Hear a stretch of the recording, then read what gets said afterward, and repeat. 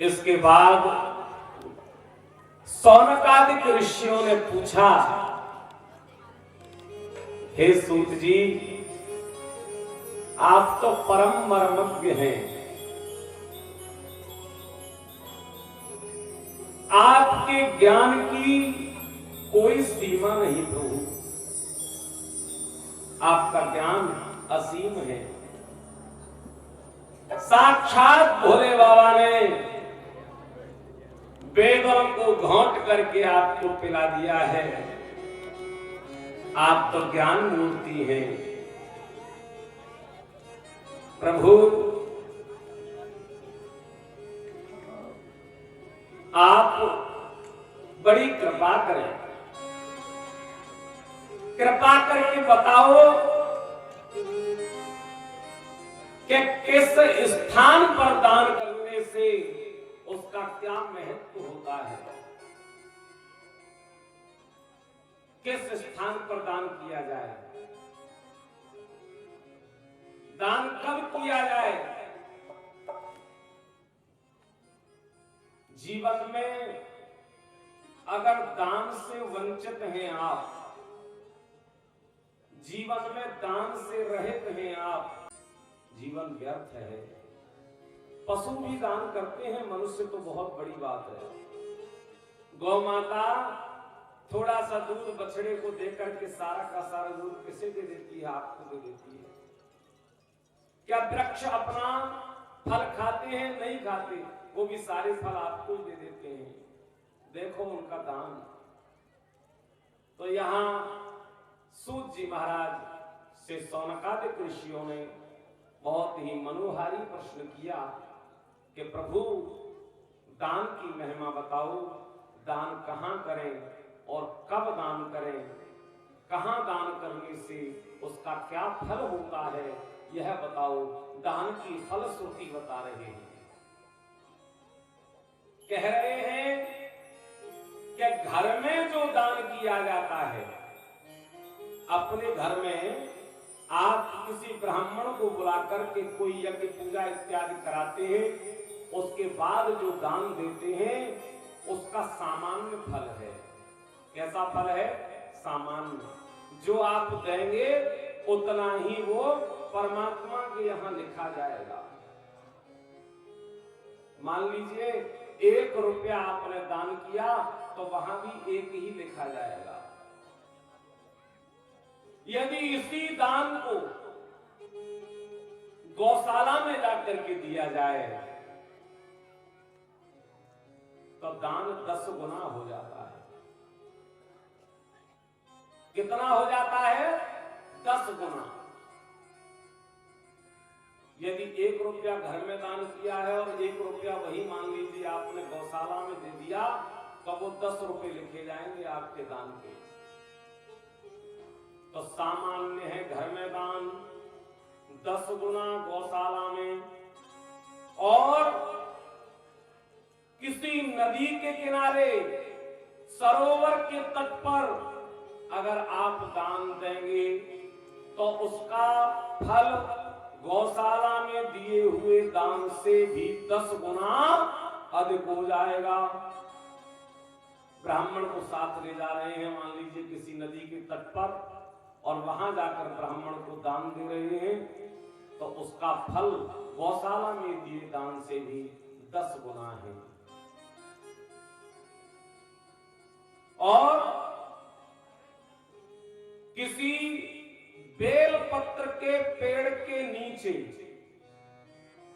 या तुलसी के पौधे के समीप या पीपल के पेड़ के नीचे यदि आप दान देते हैं तो नदी पर जो दान दिया है उसका भी 10 गुना फल आपको मिलता है।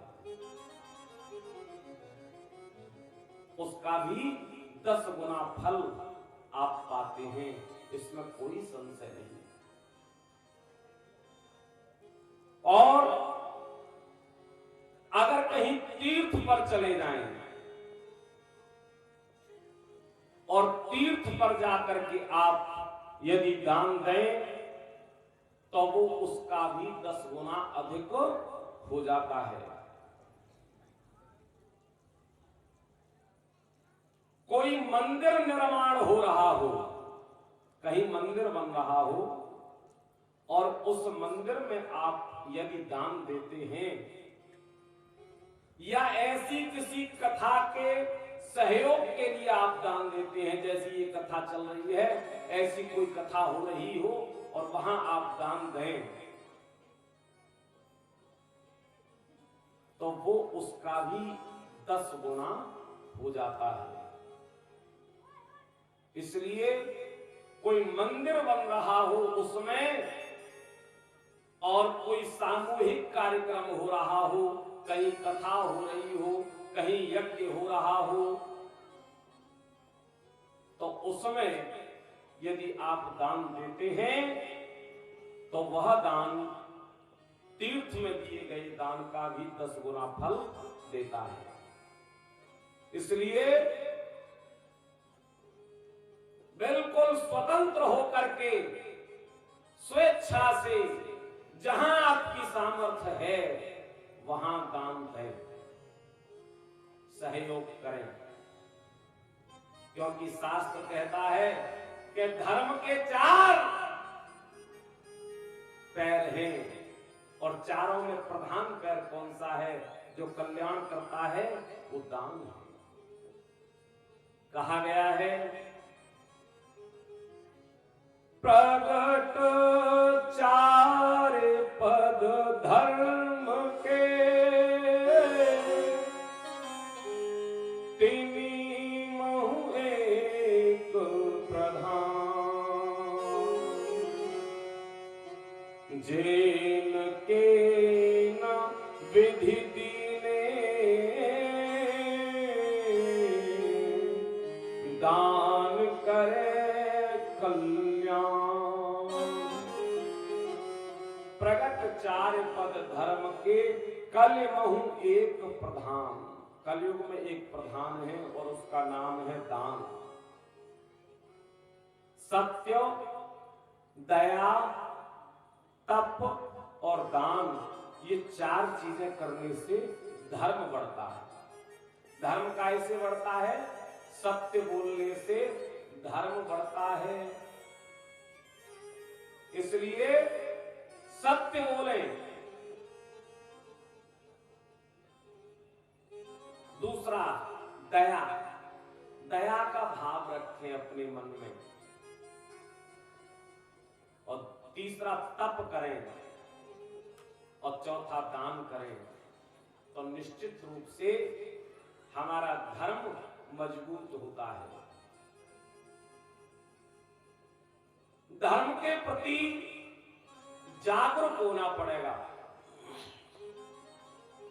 आज धर्म के प्रति जागरूक होने की आवश्यकता है। अपने धर्म को छोटा मत समझो। हमारा धर्म बहुत विस्तृत है, बहुत विशाल है, ऐसा तो कोई दूसरा धर्म है। लेकिन दुर्भाग्य की बात है, आज हम अपने बच्चे को, अभी 25 दिसंबर आ रहा है, कल है शायद 25 दिसंबर को हम सेंटा तो बनाएंगे अपने बच्चों को, लेकिन सप्तऋषि कभी नहीं बनाएंगे। अरे बच्चों को सेंटा मत बनाओ, बच्चों को सप्तऋषि बनाओ। सेंटा बनेगा तो सेंटा जैसा ही काम करेगा, सप्तऋषि बनेगा तो ऋषियों की संस्कृति को, परंपरा को आगे बढ़ाएगा। आप नहीं बनाते, लेकिन ऐसे स्कूलों में हमारे बच्चे पढ़ रहे हैं, वहां बच्चे, छोटे छोटे बच्चे सेंटा बनेंगे। शिकायत करो वहां, क्या आवश्यकता है? अरे बनाना है सप्तऋषि बनाओ, कन्हैया का स्वरूप बनाकर भेजो, गणेश जी का स्वरूप बनाकर भेजो। अपने धर्म को भूलो मत। तो यहां कहा कि दान करने से धर्म मजबूत होता है। दान करने से क्या होता है, धर्म मजबूत होता है। इसलिए जितनी सामर्थ्य हो उतना दान करिए। और कब करें, किस मुहूर्त में करें? तो कहा संक्रांति के दिन। संक्रांति, जिस दिन संक्रांति हो, हर महीने में संक्रांति आती है, ये मत समझना कि साल में एक ही बार आएगी। पंडित जी ने बढ़िया काम कर दिया है, संक्रांति की कहती साल में एक ही बार आएगी, नहीं, हर महीने में संक्रांति आती है। संक्रांति को दान 10 गुना फल देता है और मकर संक्रांति को सामान्य संक्रांति से 10 गुना फल देता है। और चंद्र ग्रहण वाले दिन, जिस दिन चंद्र ग्रहण पड़े उसके दूसरे दिन यदि आप दान देते हैं तो मकर संक्रांति से भी 10 गुना फल देता है। और अगर सूर्य ग्रहण वाले दिन, ग्रहण के बाद, ग्रहण समाप्त हो जाए उसके बाद स्नान इत्यादि करके सूर्य ग्रहण में जो दान दिया जाता है वो दान चंद्र ग्रहण से भी 10 गुना फल देता है। और इसके अलावा जन्म के नक्षत्र में, हमारा जन्म जिस नक्षत्र में हुआ हो उस नक्षत्र में दान दिया जाए, जन्म के दिन दान दिया जाए, वह दान सूर्य ग्रहण से भी 10 गुना फल देता है।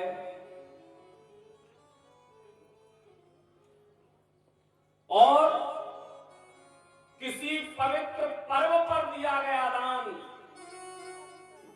पवित्र पर्व का मतलब है अमावस्या, पूर्णमासी या जो भी पर्व आए उस पर्व पर दान दिया जाए तो वो दान हमें जन्म दिवस और जन्म नक्षत्र से भी 10 गुना अधिक फल देता है। और सबसे ज्यादा फल कब होता है, जब किसी शुभ कर्म के लिए ब्राह्मण की याचना पर आप धन का व्यय करें तो वह फल उसका भी 10 गुना हो जाता है। तो ये दान की महिमा है। इन अवसरों पर दिया गया दान हमें अक्षय पुण्य देता है। दें किसे, समस्या ये भी है कि दान दें किसे, दान का अधिकारी कौन है? तो दान के अधिकारी के विषय में कहा है, जो ब्राह्मण गायत्री का जप करता हो, जो गायत्री का जप नहीं करता उसे दान नहीं देना चाहिए। जो ब्राह्मण गायत्री जपता हो उसे अवश्य दान देना चाहिए। इसलिए ब्राह्मण को गायत्री जप अनिवार्य है, क्योंकि वो कामधेनु है, वही हमारा उद्धार करेगी। तो जो ब्राह्मण गायत्री का जप करता हो उसको दान करें। और वो धन धन्य है जो शुभ कर्म में लगाया जाता है, क्योंकि तुलसीदास जी ने बहुत उत्तम बात कही है। सो धन धन्य प्रथम गति जाकी,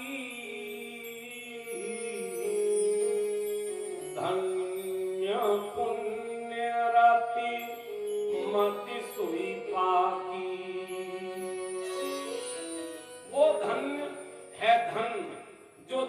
के कार्य में लगता है, इसलिए धर्म के कार्य में धन जरूर दें।